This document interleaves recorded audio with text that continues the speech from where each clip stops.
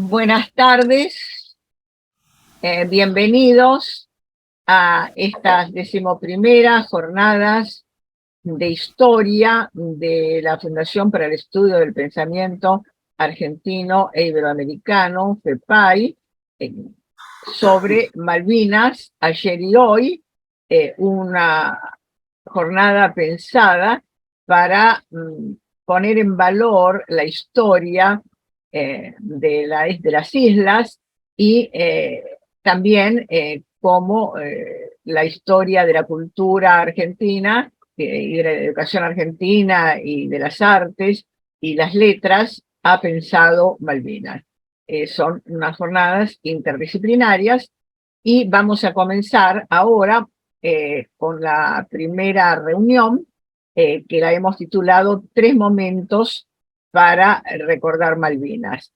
Tres momentos que están separados por un siglo.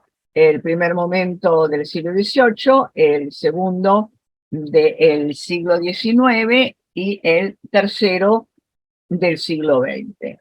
Entonces, tenemos los tres momentos cuando las Malvinas eran parte de España, del Imperio Español, el segundo momento cuando eran parte de nuestro gobierno patrio y el tercer momento cuando estaban invadidas por los ingleses y se produjo la situación de la guerra que este año cumple 40 años. Vamos entonces a dar la palabra al doctor Horacio Palero, Sandro Horacio Palero, que nos va a hablar de este primer momento con un tema que son el presidio que la corona española tenía en las Malvinas y que es un ejemplo claro de que realmente España ejercía su soberanía sobre las Malvinas. Así que adelante, Horacio Palero, lo escuchamos. ¿Puedo hacer una pregunta, Celina? Porque tengo un problema, no me prende la luz de la computadora. Tengo sonido, pero no tengo imagen, no me ven ustedes. ¿Ustedes me ven? El doctor Horacio Palero está presente. ¿Puede comenzar? Bueno. ¿Qué tal? Buenas tardes. Bueno, muchas gracias por la invitación, doctora Lertora Mendoza. Ivo, ¿cómo te va? Un gusto. ¿Cómo está? Un gusto también. ¿Cómo te va? Raúl, bueno, y la doctora Celia del Castillo. Bueno, muchísimas gracias por la invitación a estas jornadas, bueno, que hace el FEPAI en homenaje a Malvinas. No sé cuánto tiempo dispongo, doctora. Son 20 minutos de exposición y 10 de conversación, preguntas, comentarios. Perfecto. Yo Bueno, anuncio 5 minutos antes para ir. Muchísimas gracias. Bueno, entonces el tema que me tocó es el tema que son los reos destinados al presidio de las Islas Malvinas en el Plata Indiano. Entonces, bueno, para situar esta temática, ¿no?, y el contexto de la ponencia, esto tiene que ver también, ¿no?, con la historia del derecho indiano y con la historia del derecho penal indiano también. Muchas veces se olvida que las Malvinas fueron un presidio que empezó a funcionar en el siglo XVIII, en la segunda mitad. Y antes, digamos, de ir a la cuestión, ¿no?, de cómo empezó a funcionar como presidio, ¿no?, las Islas Malvinas, que era un lugar muy, muy, muy alejado, ahora vamos a ver por qué, ¿no? Nosotros tenemos que aclarar el tema de la organización política de lo que era el distrito rioplatense durante los tiempos en que era gobernación, antes de que era virreinato. Entonces, bueno, nos vamos a referir a Montevideo como gobernación en 1749, Malvinas justamente en 1766 y las 6 misiones jesuíticas en 1769, que por supuesto, bueno, ya habían sido expulsados los jesuitas y pasa a ser administrada por las autoridades reales. Ahora bien, desde el punto de vista judicial, la competencia en todas estas gobernaciones fue similar, ¿no?, a la de otros tenientes. Ustedes se acuerdan que tenemos un gobernador y un teniente gobernador que está subordinado. Entonces, en el caso de las Islas Malvinas, estaban sometidas a la vigilancia del gobernador de Buenos Aires. Y desde el punto de vista judicial, actúa como tribunal de alzada en sus fallos. Eso es importante para que tengamos en cuenta también. Ahora, no se conoce mucho sobre el funcionamiento del presidio español en Malvinas. Hay un trabajo de Levalli, más o menos de hace casi 50 años, que publicó en la revista Investigaciones y Ensayos, pero después no se profundizó ese tema. Yo creo que ni siquiera en los que hacen historia de las prisiones, no tanto la historia del derecho como la historia social de la justicia. Entonces, nosotros sabemos que un destacamento naval español se instaló en esas islas en 1767 y cumplió esas funciones de presidio de 1781 hasta 1811. Bueno, acá debemos recordar que en 1781 nosotros, España, mejor dicho, ¿no?, está en guerra con Inglaterra, ¿no?, como para también ubicarnos en ese contexto. Los frecuentes conflictos que tuvimos con Inglaterra, ¿no?, cuando éramos posesión española. Ahora bien, las guarniciones de guerra y marina estaban esparcidas para la defensa del territorio hispano en esa época. Y también servían como lugares de presidio. Por ejemplo, también tenemos el presidio de San Felipe, de Montevideo, el presidio de Buenos Aires, un presidio en Salta también, ¿no? Entonces, a esos presidios iban muchos reos condenados por la justicia castellana indiana. Condenados, a destierro, a trabajos en las obras públicas. Esto es una pena muy difundida en el siglo XVIII, para toda clase de delitos y, por supuesto, sustituye la pena de muerte. ¿Por qué?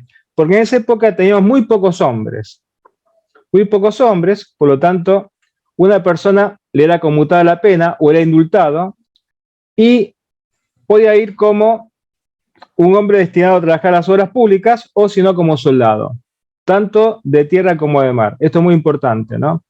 Porque acá tenemos que no se aplica la pena de muerte, pero se gana una vida, y esa vida, sirve para el Estado. Claro, se conseguían brazos que eran muy difíciles de conseguir para estas obras públicas.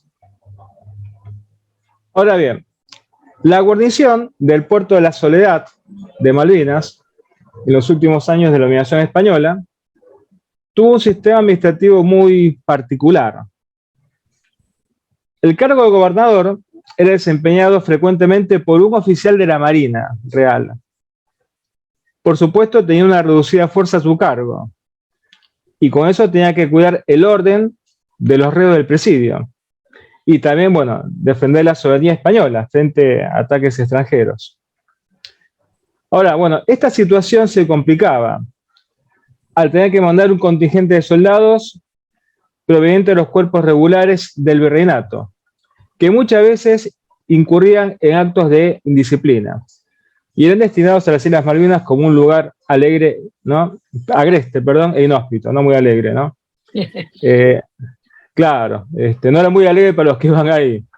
Otra cosa también, ¿no?, para las fuerzas de mar y tierra regían las ordenanzas de Carlos III también. En 1766, los ingleses se consideraron con derecho a la posesión de las Islas Malvinas, porque decían que habían descubierto estas islas y habían fundado la colonia de Puerto Egmont, en la parte occidental.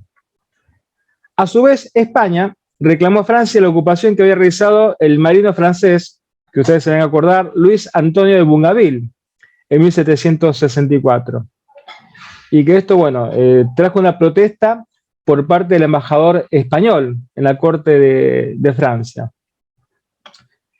Ahí está la queja que hace el embajador español al duque de Choiseul.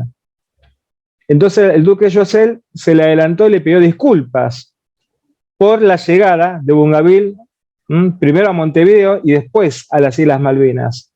también. Recuerden que tanto en España como en Francia estaban los Borbones, ¿no? Y también estaba el pacto de familia, ¿no? Un pacto de unión, de alianza defensiva, ofensiva, militar también. Entonces, es interesante una cosa también. El conde de Fuentes, que era el embajador español en Francia, informaba a su gobierno del viaje de Bougainville el 6 de julio de 1764, y donde se habían establecido fuertes en la isla también, ¿no? Eso informaba. Incluso esta noticia fue publicada por la Gaceta de Ámsterdam el 13 de julio. Ahora, ustedes fíjense cómo se esparcían rápidamente estas noticias, ¿no? En las cortes de Europa también. Aparte, era un lugar estratégico para comerciar con las Filipinas también, las Malvinas, ¿no? Estaban buscando, digamos, como una especie de base transitoria también los franceses. Entonces, los franceses entregan Puerto Luis en abril de 1767 y los españoles ocupan la isla bajo el mando del gobernador de Buenos Aires, que era una persona muy enérgica, que era Francisco de Paula Bucareli. En 1770, Bucareli, que es el mismo que había expulsado a los jesuitas, envió una expedición que echó a los ingleses de Puerto Egmont y destruyó las construcciones que los ingleses habían emplazado en este lugar. Ahora, este hecho militar se sumó a la prohibición de Carlos III de importar a España y sus posesiones productos ingleses, ¿no? Como las famosas muselinas también. Esto causó, por supuesto, un malestar en la opinión pública inglesa, que exigía que Inglaterra declarara la guerra a España. Entonces, por la proximidad y la dependencia de las Islas Malvinas de la gobernación de Buenos Aires, entonces se supuso que los ingleses iban a atacar en cualquier momento, reconquistando las islas y también actuar contra el Río de la Plata, ¿no? Ustedes se acordan que había un famoso plan, creo que en 1711, de atacar también el Río de la Plata, ¿no? Por parte de los ingleses. Entonces, bueno, ahora vamos a lo que es el presidio de las Malvinas. No sé si me queda tiempo todavía. Sí, te quedan 7 minutos. Ah, bueno, gracias. Entonces, bueno, España mantuvo esta misma organización creada en 1767 y en Puerto Soledad se establece un gobernador. Después, cuando se crea el Virreinato del Río de la Plata, va a depender del virrey, este gobernador establecido en Malvinas. Por supuesto que las Malvinas van a depender de la gobernación de Buenos Aires. Entonces, como dije recién, casi todos los gobernadores, bueno, van a ser marinos. Ahora bien, muchas veces, como una condena, ¿no? Se ponía la opción de llevar a una persona detenida al presidio de las Islas Malvinas o a otro lugar. Recuerden que en esa época estaba el libre arbitrio judicial. Es decir, el juez se podía apartar de la ley, estaba la costumbre como fuente del derecho también. Entonces estaba la posibilidad de condenar al destierro de las Islas Malvinas al reo, ¿no? El reo era el condenado, el detenido o el procesado también. En 1779 hubo un cruce, ¿no? Una discusión con el rey por el establecimiento del estanco de tabaco. Entonces se amenazó al síndico con un castigo, que por una pura conmiseración, una gracia, digamos, del rey, no se llegó a efectivizar, porque este funcionario faltó respeto a las autoridades de acá, del Río de la Plata, especialmente al virrey. Entonces se le armó una causa y se lo amenazó con desterrarlo a las Islas Malvinas. Claro, ya había una fama de que era un lugar inhóspito, terrible, ¿no? Incluso imposible de escaparse de los reos destinados a las Islas Malvinas. Recuerden, bueno, que ahí los españoles, bueno, o los europeos no se encontraron con tribus indígenas también, ¿no? Está deshabitado eso. Y aparte, bueno, está muy alejada de tierra firme también. Por ejemplo, tenemos el caso de unos maestros de música y danza, que eran unos indígenas guaraníes de las misiones, que han sido procesados por cometer sodomía contra los alumnos. Estos maestros confesaron sus crímenes y el fiscal pidió que fueran llevados presos a las Malvinas, ¿no? O a otro destino. Sin embargo, el gobernador Diego de Salas, un hombre muy, muy enérgico, ¿no? Muy colaborador del virrey Ceballos, ¿no? Finalmente mandó a estos indígenas al presidio de Buenos Aires. Todas estas causas que yo trabajé pertenecen a la sección tribunales de la época colonial del Archivo General de la Nación, ¿no? Es una selección porque hay más causas, ¿no? Pero por una cuestión de espacio no puede desarrollar más. Después hay un caso de un perdón por parte de un marido que está ofendido y que dio lugar a las protestas del acusado de ilícita amistad. Entonces, bueno, ustedes recuerdan que en esa época estaba mucho el honor de por medio, ¿no? En el derecho y en las costumbres y en la mentalidad de la gente en esa época. Entonces, bueno, en 1779, en la época del virrey Vértiz, Antonio Sosa, poblador de Arrecifes, había denunciado a un tal Narciso Pereira por ilícita amistad con su mujer. Sosa declaró al alcalde de la Santa Hermandad, Luis de la Quintana, La Prira, que hacía 2 años que padecía disgustos causados de la ilícita comunicación que su mujer tenía con ese Narciso Pereira. El marido ofendido, sin patrocinio del letrado, solicitó al juez que condenara a Pereira a destierro perpetuo a las Malvinas, o a la Patagonia, que era otro lugar inhóspito, terrible para ir, la Patagonia.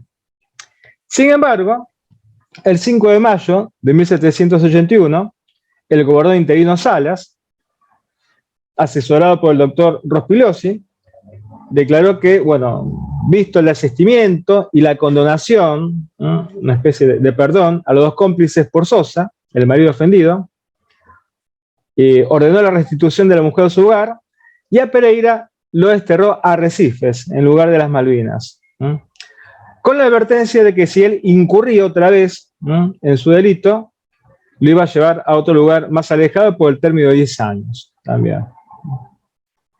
Bueno, después tenemos el caso de un indígena también, Lorenzo Ahora Pessoa. sí estamos terminando el horario. Ya termino con esto, doctora. Sí, sí. Lorenzo Pessoa era un indígena que había matado de una cuchillada a Antonio Torres en una pulpería. Entonces, bueno, fue condenado a ir a las Islas Malvinas. Pero acá se movió mucho el protector naturales, Juan Gregorio de Zamudio, que pidió el perdón para este indígena, y el indígena parece que no llegó a ir a las Islas Malvinas, ¿no? Porque el protector naturales se movió. Así que bueno, no sé si comenzamos con las preguntas. Muy bien. Muchísimas gracias. Muchas gracias. Tenemos ahora un pequeño espacio para preguntas concretas a cada una de las comunicaciones, en ese caso a esta, y luego de que terminen las 3 comunicaciones tendremos unos minutos en general sobre las 3, o sea, sobre estos 3 momentos históricos de las Islas Malvinas. Así que si ahora hay alguna pregunta concreta sobre esta comunicación, escuchamos.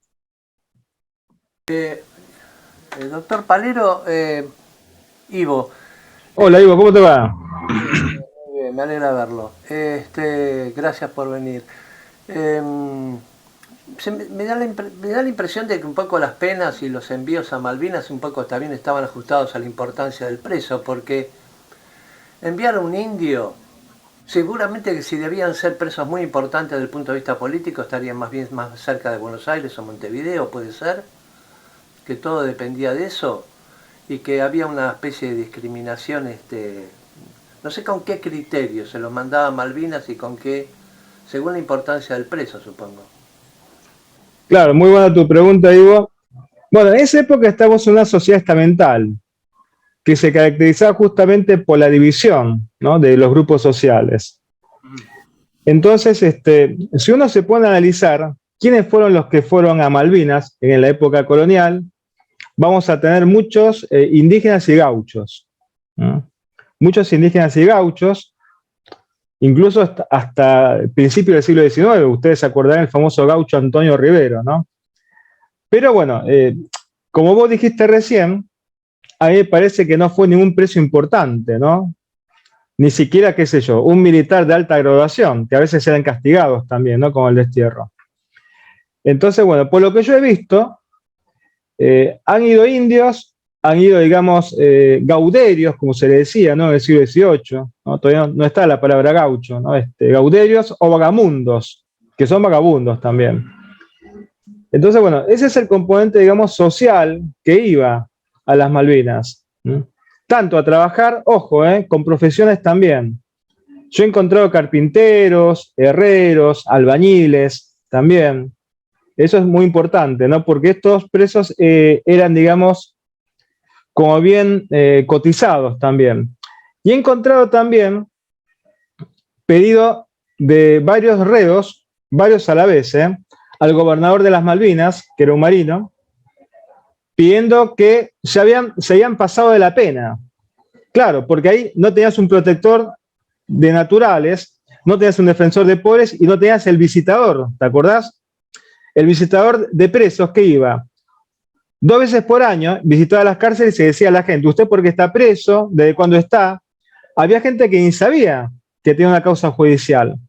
Entonces, claro, mucha gente a este gobernador, yo no sé si lo puse en este trabajo, ¿no? O no alcancé a ponerlo, le piden que ya se habían pasado de la pena.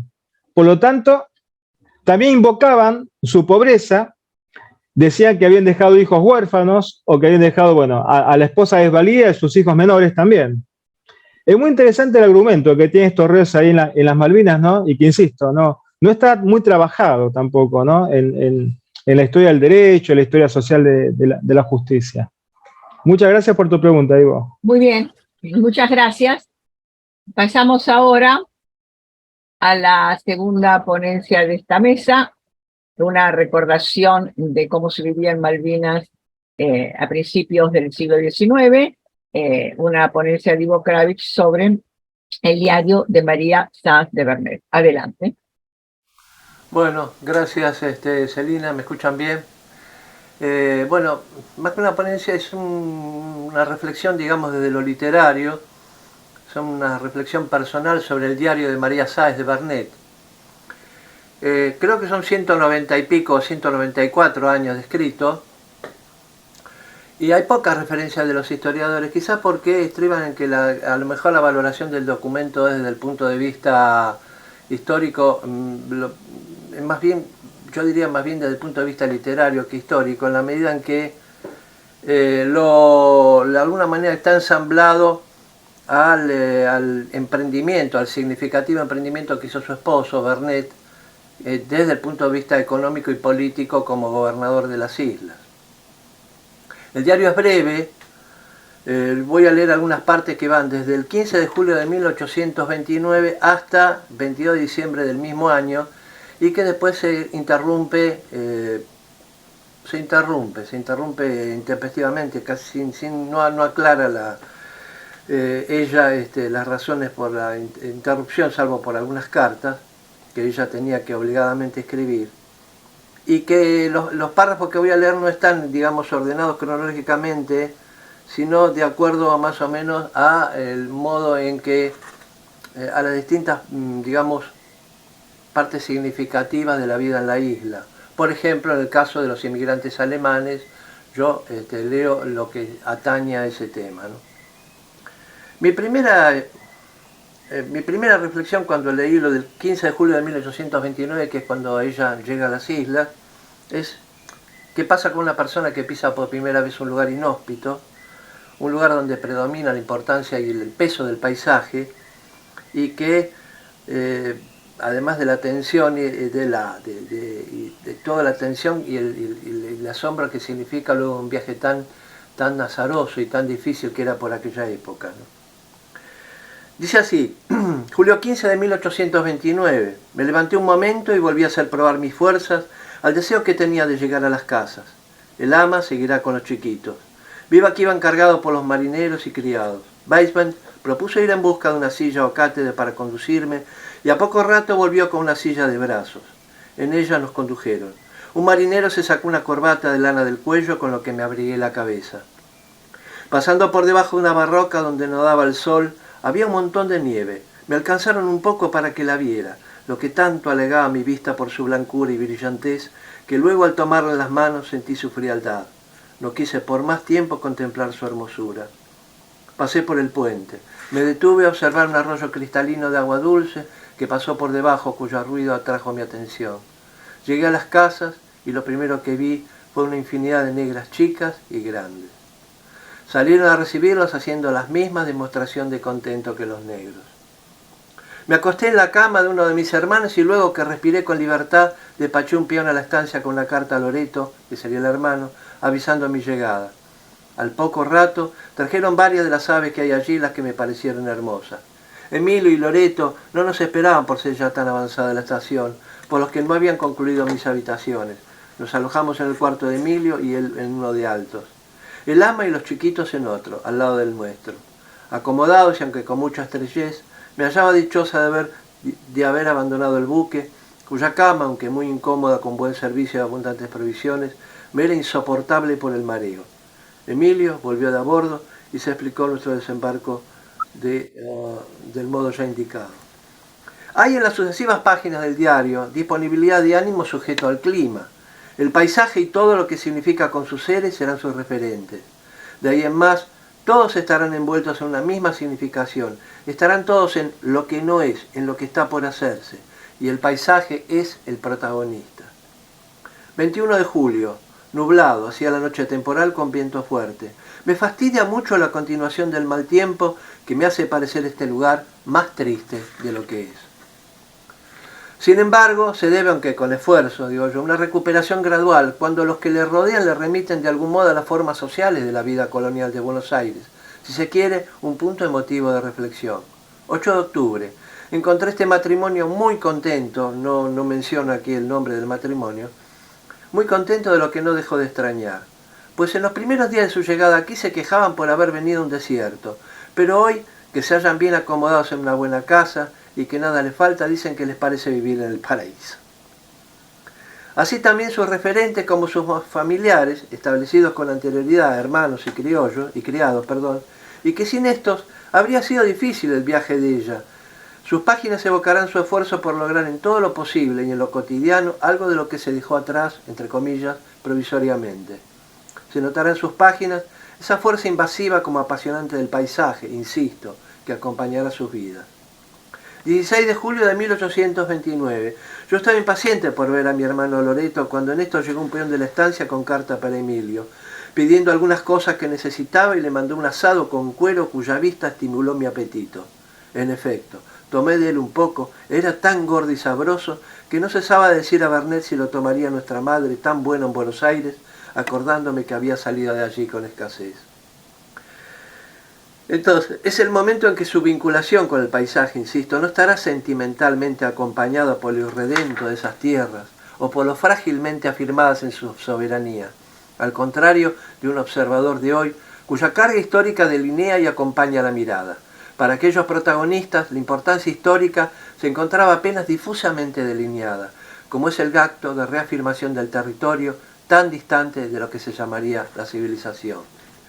30 de agosto, muy buen día de Santa Rosa de Lima y por lo que denomina Bernet, tomar hoy posesión de las islas en nombre del gobierno de Buenos Aires. A las 12 se reunieron todos los habitantes, se enarboló la bandera nacional, a cuyo tiempo se tiraron 22 cañonazos, repitiéndose sin cesar el viva la patria. Puso a cada uno en el sombrero cintas con los 2 colores que distinguen nuestra bandera. Se dio a reconocer el comandante. Una valoración importante es la referencia a otras nacionalidades, por ejemplo los alemanes. No olvidemos que su esposo era nacido en Hamburgo. 24 de julio. Un colono me dijo que en su país, la Alemania, permanece la nieve por 4 o 5 horas por 5 meses en el suelo, y no podía admitir que se ponderara tanto en Buenos Aires. El frío que hacía en esta isla, cuando no veía sobre el suelo nieve alguna, pero cuando la hay, no dura sino 2 días sin derretirse. Encontramos un pequeñito manantial que sale del costado de una loma, como de una cuenca circundada de una infinidad de plantas de varias clases.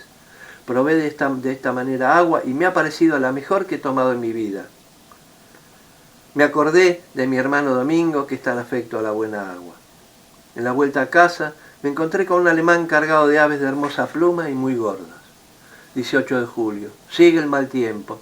Asimismo se pusieron los capitanes con Emilio y Loreto a hacer una provisional de tablas para alojar a las familias alemanas que en los días anteriores habían acomodado las piezas de Altos, las que nos hacen falta para las provisiones y muebles.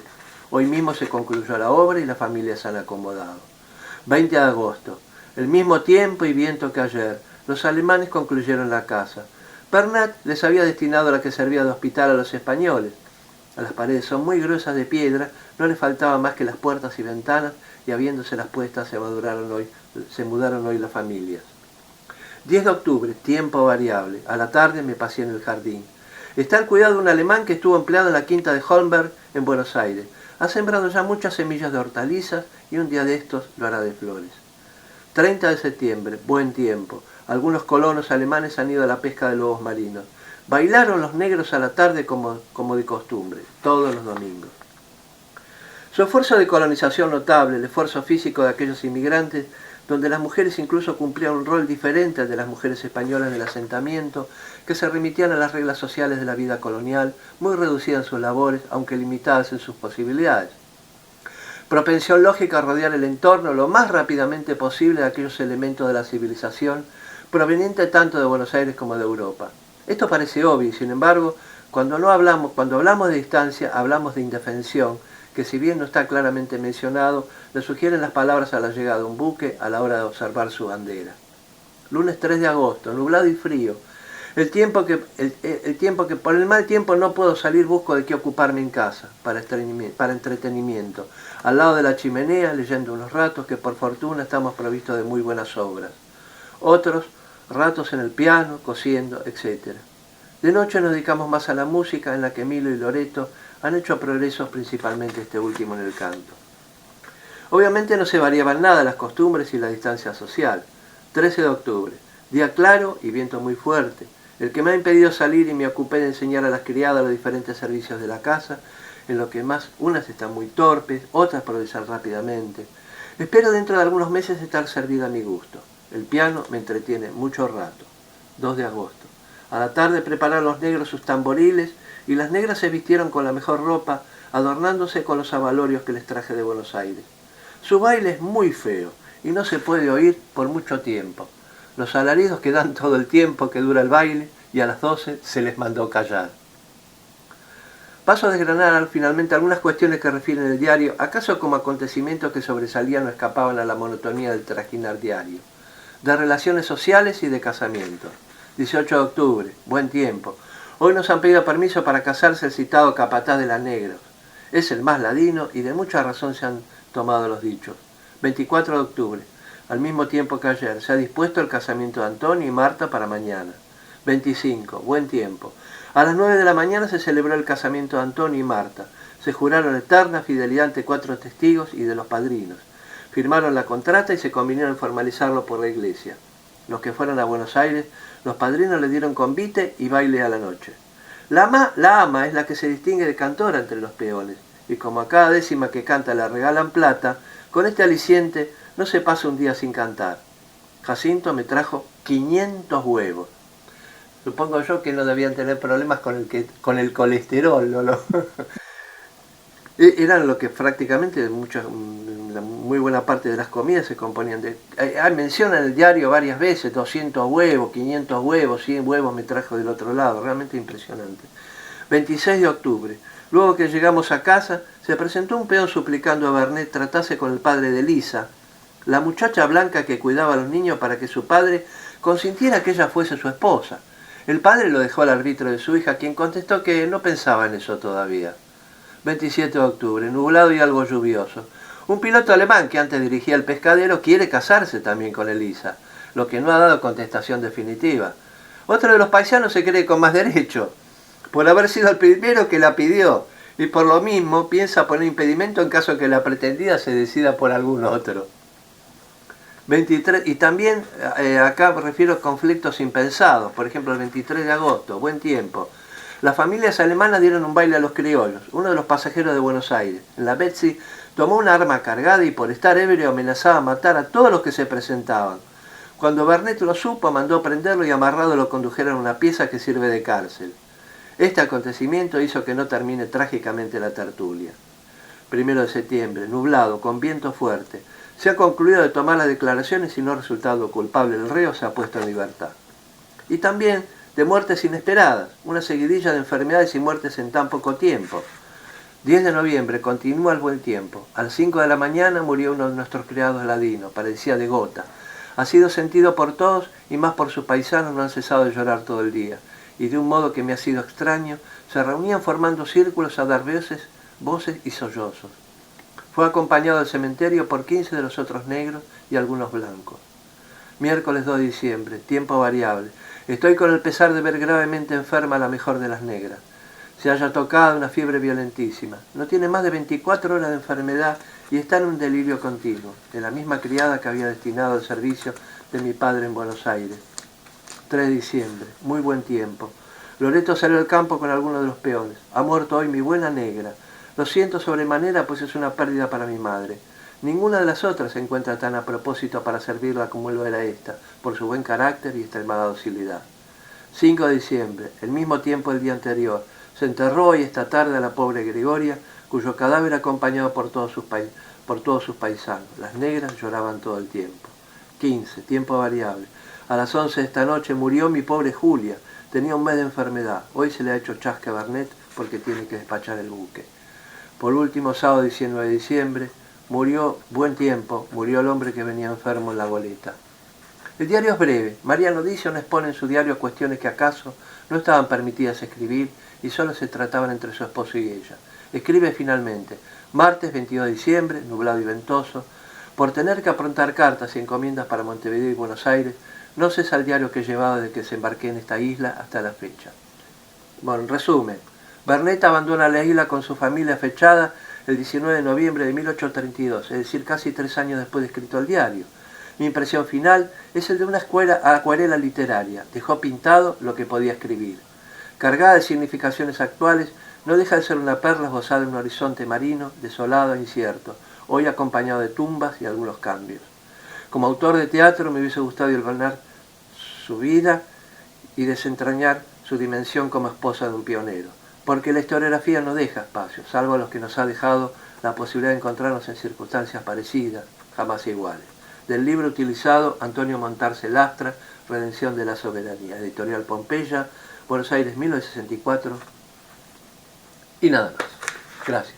Muy bien, muchísimas gracias por esta reflexión y lectura de textos de este diario que ocupa parte de ese libro mencionado y que es realmente un testimonio interesante de una persona común, una mujer que le tocó ir a Malvinas en esas circunstancias. Como hemos quedado, hacemos ahora alguna pregunta puntual y para comentarios más generales dejamos para el final de la mesa. Si hay alguna pregunta puntual. O una observación o un agregado. Sí, claro, una pregunta, observación, etcétera, concreta. Limitado. Yo sí quiero hacer una pequeña pregunta. En ese diario, ¿hay alguna referencia a... hay algo que mencionaste en lo anterior, en las clases sociales, ella se menciona a los negros de una manera, digamos, un poco como distanciada. ¿Se nota esa diferencia de clases sociales? ¿Hace referencia a eso en el diario? Sí, en algunas partes del diario sí, hay inclusive observaciones bastante despectivas, pero también ellos tenían sus cariños por algunos negros que estaban muy con ella, ¿no? Que simpatizaban con ella y que de pronto Tampoco no era cuestión de llevarse mal con todo el mundo, era muy peligroso, ¿no? La vida era muy difícil y los lugares eran muy cerrados como para andar recurriendo como si fuera Buenos Aires a otras maneras de deshacerse, digamos, de la compañía que tenían, ¿no? Era una cuestión de suerte, ¿no? Tener un ama de llaves que les cuidara a los niños y obviamente dejarlos que tengan sus quehaceres folclóricos, porque de lo contrario se hubieran ganado la antipatía, ¿no? Era muy difícil. Y me refiero a los alemanes también, ella habla de los alemanes. Y los alemanes sí, obviamente eran muy pioneros y las mujeres alemanas también, a diferencia de las mujeres criollas, ¿no? Que estaban más sujetas a la vida colonial. Las mujeres alemanas ponían más el hombro, sí. Por lo que se infiere además y por lo que se ha leído en otros materiales que he leído, ¿no? Muy bien. ¿Alguna otra consideración o pregunta? Entonces cerramos aquí y vamos inmediatamente de nuevo, entramos para la tercera y última ponencia de esta primera mesa. La importancia literaria del diario, ¿no? Que es obviamente lo primero que me interesó, esa mirada literaria de una mujer que obviamente tampoco tenía sus imposibilidades. Por eso digo que es una acuarela, ¿no?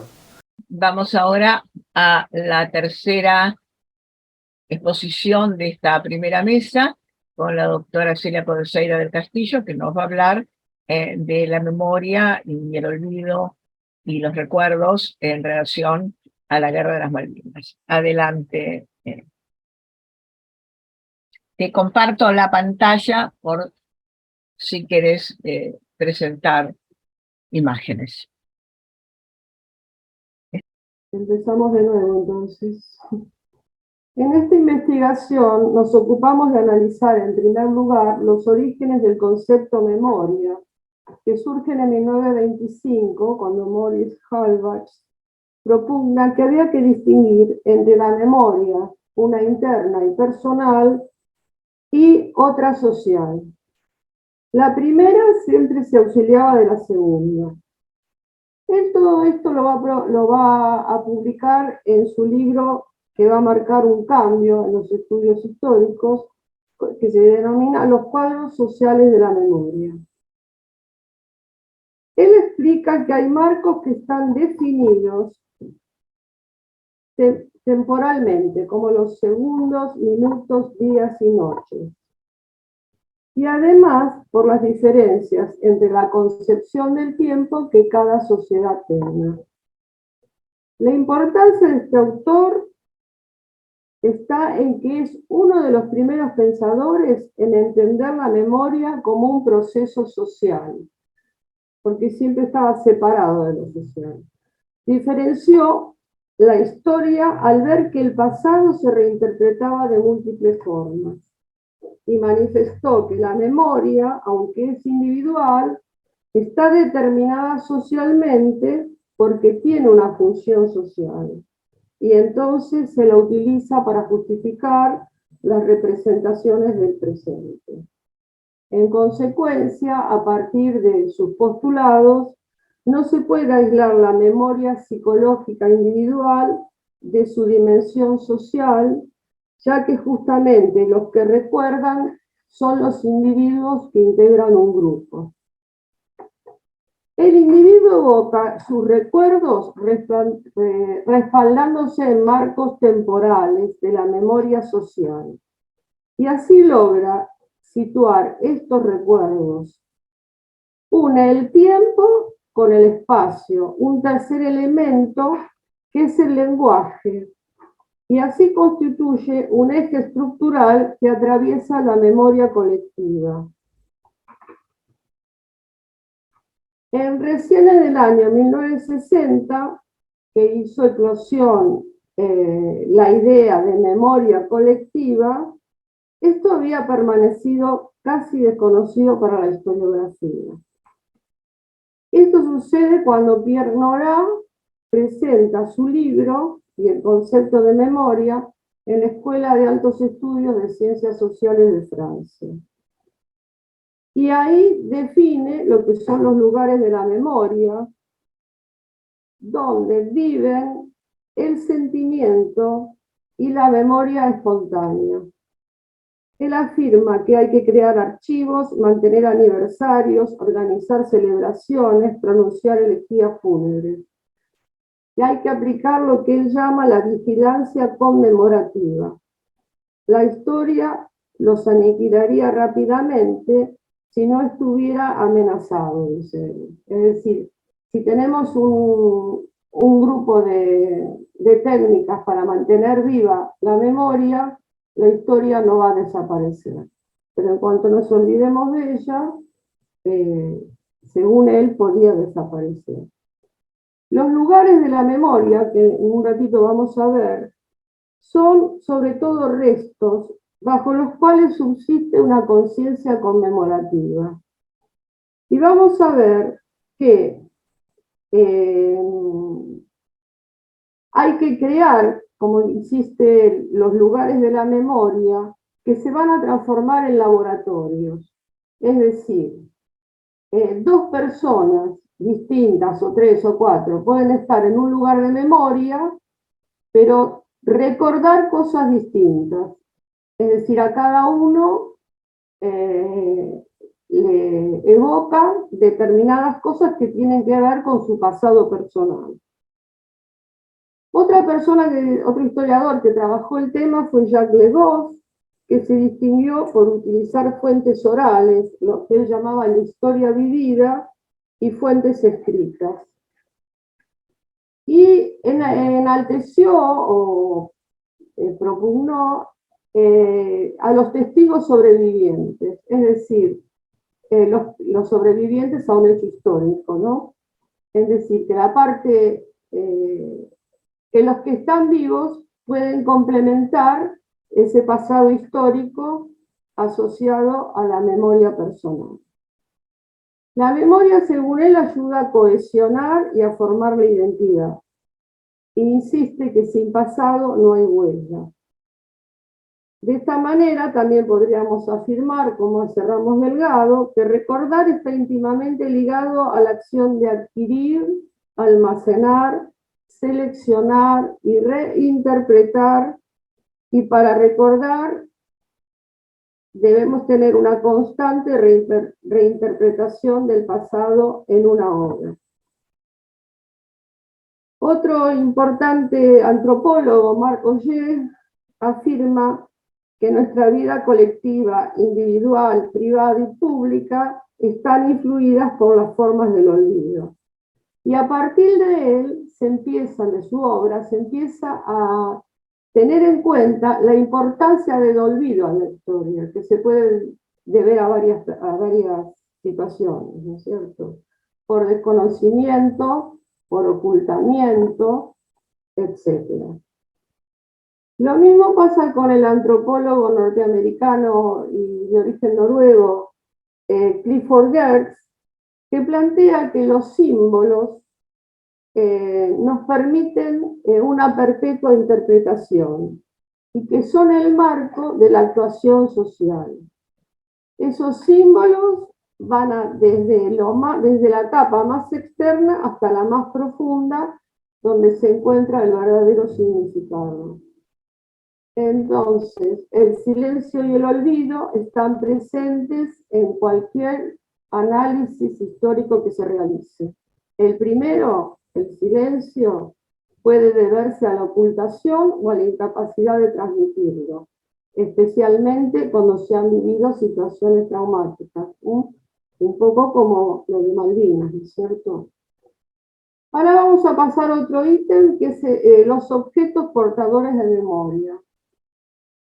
Algunos historiadores han investigado y han profundizado sobre el tema de los objetos portadores de memoria, como André Leroy-Urhan y Bernard Steiner, que describen los objetos como soportes básicos de la memoria y que están presentes en la memoria de los actores de la comunidad y de los que existieron antes.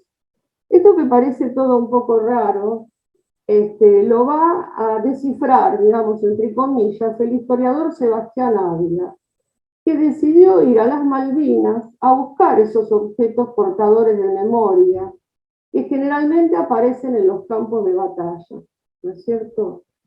Y allí se obtuvieron piezas que no entran dentro de la investigación histórica, entre comillas, pero con la ayuda de arqueólogos se pudieron incorporar a algunos estudios históricos.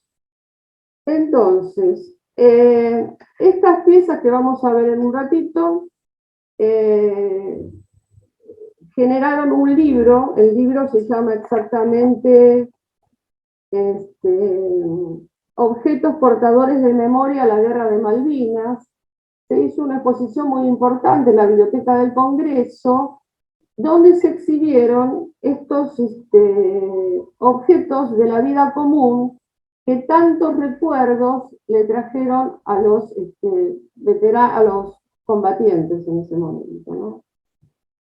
Después el otro tema también que habría que comentar un poco sería esta creación de los lugares de la memoria que nos presenta Pierre Nora, que en un principio eran asociaciones del recuerdo, organizaciones gubernamentales, lugares para las conmemoraciones, el minuto de silencio, que apareció como un espacio para la memoria. Y esto que se va a iniciar con la Primera Guerra Mundial en 1914, va a continuar, porque el rito del entierro de los soldados va a tener un lugar especial.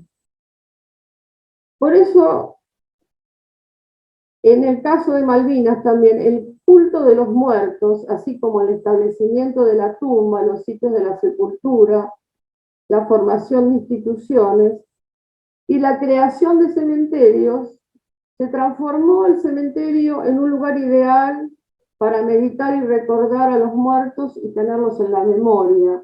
Es una visión muy romántica esta del cementerio, que se dio a fines del siglo XIX y principios del XX.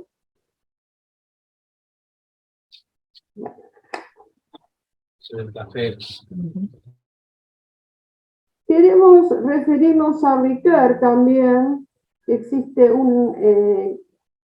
él escribió sobre la historia de la muerte en Occidente, pero que existe en todos los lugares del mundo, y que se ubica la historia entre la historia de las mentalidades y la historia de las representaciones. Por lo que aseveramos que la muerte incorpora de alguna manera al ausente en la historia. Ahora sí, quiero pasar elementos que muestran lo que estamos diciendo, ¿no es cierto? Los lugares de la memoria y de la historia.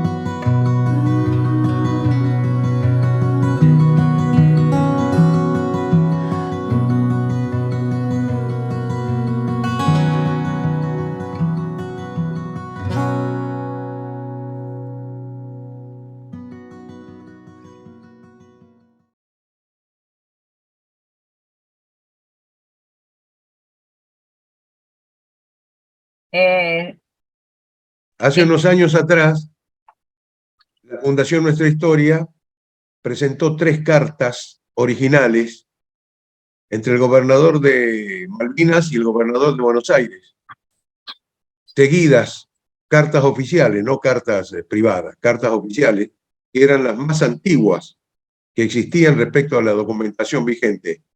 Y ahí es donde el gobernador de Malvinas le agradecía al gobernador de Buenos Aires por haberle mandado 7 presos para construir la capilla.